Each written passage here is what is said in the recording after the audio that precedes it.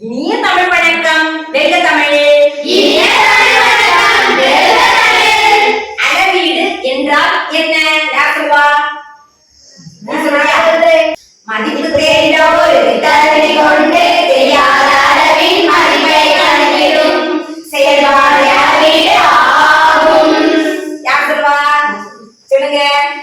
மதிப்பு தெரிந்த ஒரு திட்டனை கொண்டு தெரியாத அளவின் மதிப்பை கணக்கில் செயல்பாடு அளவீடு ஆகும்.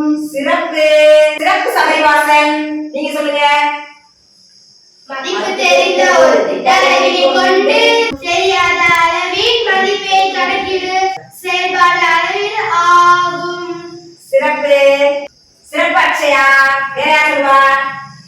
மூணு பேர் சேர்ந்து சொல்றீங்களா? சொல்லுங்க. அளவீடு என்றால் என்ன? மதிப்பு தெரிந்த ஒரு திட்டனை கொண்டு தெரியாத அளவின் மதிப்பை கணக்கிடும் செயல்பாடு அளவீடு ஆகும். செயல்பாடு அளவீடு ஆகும். வெப்பநிலையை அளவிட பயன்படும் அலகுகள் யாவை? ஒரு ஆள் சொல்லு. நீ சொல்லு. Celsius, Fahrenheit, kelvin. நீங்க சொல்லுங்க. Celsius, Fahrenheit, kelvin. சிறப்பு. ஆம்பியர் வரையறை. ஒரு கடத்தியின் வழியே ஒரு வினாடியில் ஒரு கூலும் மின்னோட்டம் சென்றால் மின்னோட்டத்தின் மதிப்பு மின்னோட்டத்தின் மதிப்பு ஆம்பியர் எனப்படும். யார் சொல்வா? ஆம்பியர் என்றால் என்ன? ஒரு கடத்தியின் வழியே ஒரு வினாடியில் ஒரு கூலும் மின்னோட்டம் சென்றால் மின்னோட்டத்தின் அலகு ஆம்பியர் எனப்படும். சிறப்பு. சபரிவாசன், நல்லா கைத்தட்டுங்க எல்லாரும். வேற யார் சொல்வா? சரி சொல்லிடலாமா? ஆம்பியர் என்றால் என்ன?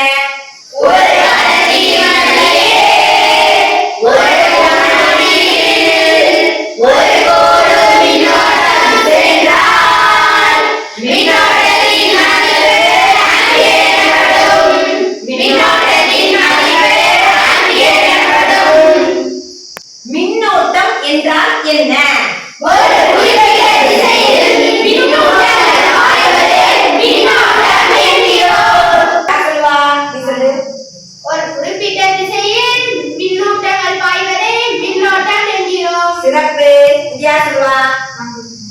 ஒரு குறிப்பிட்ட திசையில் மின்னோட்டங்கள் பாய்வதே மின்னோட்டங்கள் என்கிறோம். Very good. ஒரு குறிப்பிட்ட திசையில் மின்னோட்டங்கள் பாய்வதே மின்னோட்டம் என்கிறோம். மின்னூட்டங்கள் பாய்வதை மின்னோட்டங்கள் என்கிறோம். ஒரு குறிப்பிட்ட திசையில் மின்னூட்டங்கள் பாய்வதை மின்னோட்டம் என்கிறோம்.